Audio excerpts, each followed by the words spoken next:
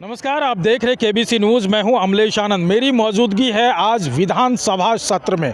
विधानसभा के बाहर देख सकते हैं हम मौजूद हैं और आज विधानसभा की कार्यवाही शुरू हुई, लेकिन उससे पहले माले और विपक्ष के जितने भी लोग हैं वो पोटिको में उतरे और हंगामा खड़ा कर दिए और तमाम मुद्दे, कई सारे मुद्दे हैं, अपराध से लेकर के या फिर किसानों की जो स्थिति है उनको लेकर के तमाम ऐसे मुद्दे हैं। इन तमाम मुद्दों पर हंगामा खड़ा किया विपक्ष ने और इन चीज़ों को लेकर के इस बीच अलग अलग तरह के अलग अलग नेता आते रहे, अलग अलग विधायक मंत्री आते रहे और अपनी बात उन्होंने जाहिर किया है। साथ ही बता दूं कि आज का जो मुद्दा है वो काफ़ी गर्म है, चूँकि जिस तरह से होली के दरमियान यहाँ आपराधिक घटना हुई है, होली के दरमियान पुलिस वालों की पिटाई हुई है, या फिर जो होली से जस्ट पहले विगत 15 दिनों में जो आपराधिक मामले हुए हैं, वो विपक्ष का मानना है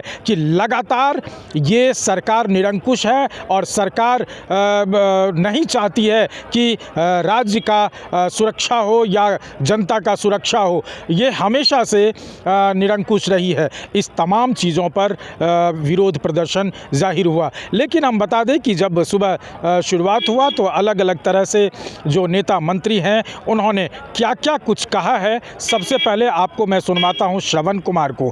तो श्रवण कुमार जो मंत्री हैं वो क्या कुछ कह रहे हैं अपराध की घटना पे या फिर सरकार की नीति पे, ज़रा आप श्रवण कुमार को सुनिए। कि 20 सालों के शासन में नीतीश कुमार जी जब से बिहार के मुख्यमंत्री हैं और दिल्ली में भी सरकार एनडीए की है, भारतीय जनता पार्टी की सरकार है, बिहार में भी सरकार है और दोनों सरकारों ने मिलकर के जो काम किया है बिहार के लिए वो पूरी तरह से बिहार की जनता को बताना चाहिए, जनता के बीच में इसको ले जाना चाहिए।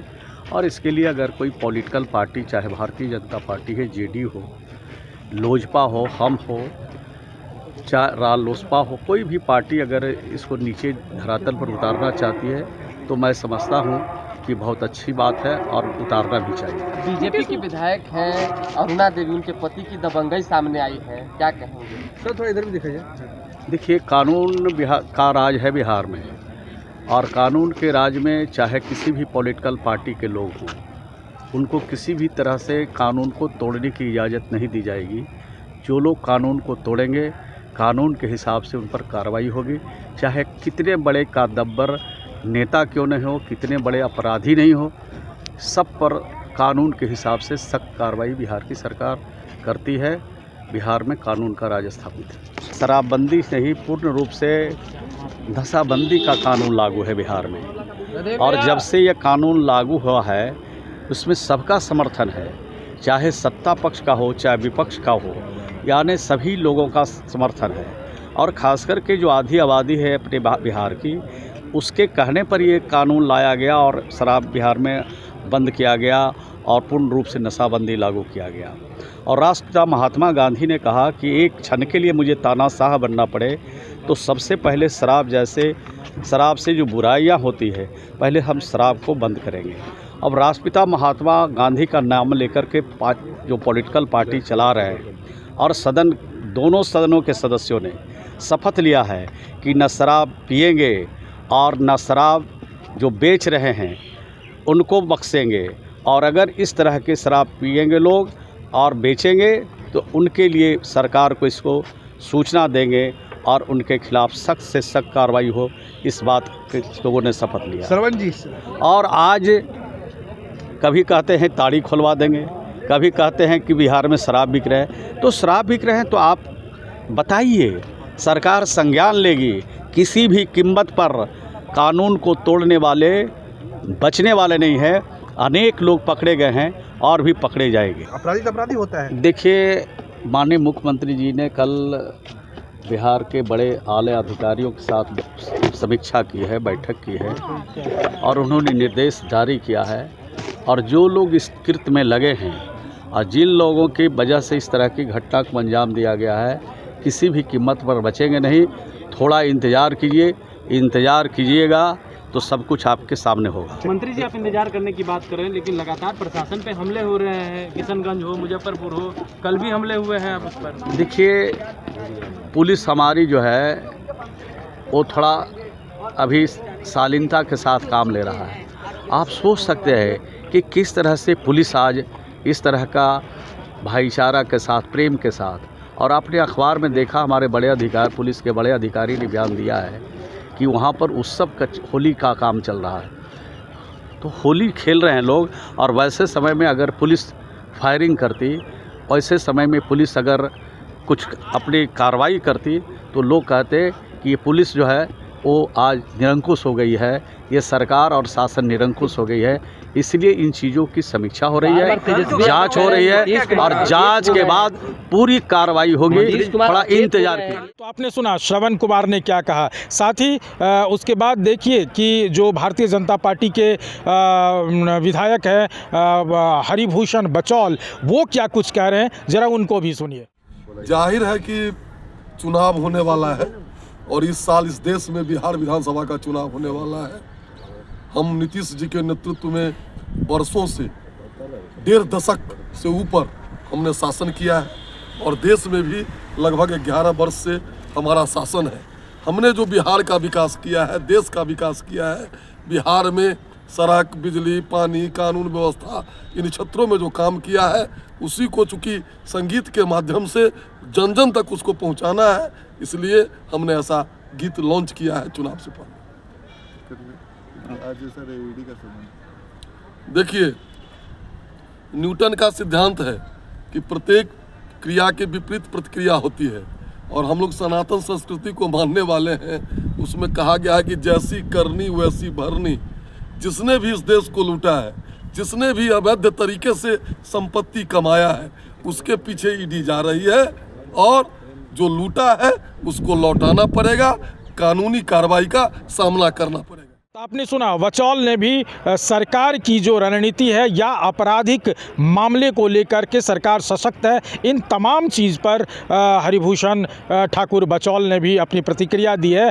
आज विधानसभा के बाहर आप देखिए कि कितना गहमा गहमी है, और इस गहमा गहमी के बीच अब विधानसभा की कार्यवाही कैसे चल के सामने आती है, वो देखने वाली बात होगी। साथ ही जितनी तरह के नेता हैं, चाहे वो मुकेश रोशन हो, उनका भी अपना अलग बयान है। उन्होंने तो सीधे सरकार पर बड़ा प्रहार किया है और कह दिया है कि इस सरकार से कुछ नहीं होने वाला है। पहले आप सुनिए मुकेश रोशन को।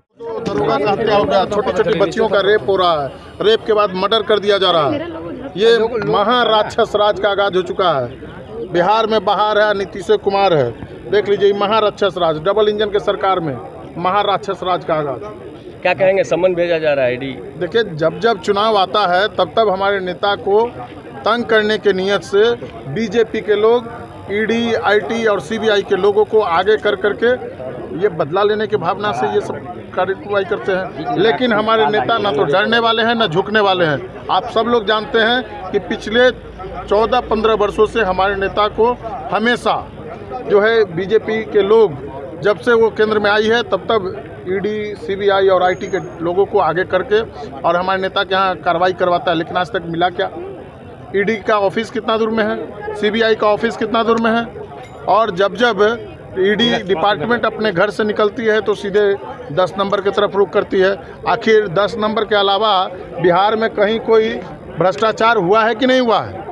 बिहार के अंदर आप देख लीजिए कि जिस तरीके से आए दिन लूट, हत्या और बलात्कार की घटनाएं, भ्रष्टाचार की घटनाएं, अफसरशाही की जो मामला है, वो डबल इंजन के सरकार में कोई किसी का सुनने वाला है क्या? तो आपने सुना इन तमाम लोगों ने। साथ में मैं आपको और एक दो नेता का या मंत्री का आपको बाइट सुनाऊंगा, जिसको आप सुनेंगे तो लगेगा कि विधानसभा की कार्यवाही में पूरे तैयारी करके नोटबुक लेकर के आते हैं विपक्ष सरकार पर हमला करने के लिए। एमएफसी को लागू करने की जरूरत है, सहकारी समितियों को सक्रिय करने की जरूरत है, धान खरीद में बड़े पैमाने पर लूट लूट किया गया है, नदियों की सफाई नहीं की गई है और वृक्षारोपण पर्यावरण के सवाल पर सरकार पूरी तौर पर फेल्योर है। अभी हम लोग देख रहे हैं कि सभी नहरें जिनके माध्यम से किसानों के खेत में पानी जाना चाहिए वो भरा हुआ है, नहरों की सफाई नहीं हो रहा है, अंतिम छोर तक पानी नहीं जा रहा है। क्या क्या मुख्यमंत्री जी ने किया है अपने शासन काल में 20 साल में, वो आप इतिहास निकाल कर देख लीजिए कि एएनएम की बहाली हुआ, सिपाही की बहाली हुआ, चाहे अन्य बीपीएससी की बहाली हुई है, पदाधिकारियों की बहाली हुई है, उसमें कौन लोग हैं और किस जाति की कितनी संख्या है, ये सब आपको पता चल जाएगा आंकड़ा कि कौन कितना में है। मीटिंग भी हो गई मुख्यमंत्री जी की। मीटिंग हुई है तो अच्छी बात है, लॉ एंड ऑर्डर पर निश्चित रूप से होनी चाहिए और लेकिन अंकुश नहीं लग रहा है, क्योंकि पदाधिकारियों का कहना है कि हम रिश्वत देकर पैसा देकर पोस्टिंग कराते हैं तो फिर हम नहीं कमाएंगे तो पैसा कहां से, हमारे यहाँ मशीन थोड़ी ही छापने वाला है।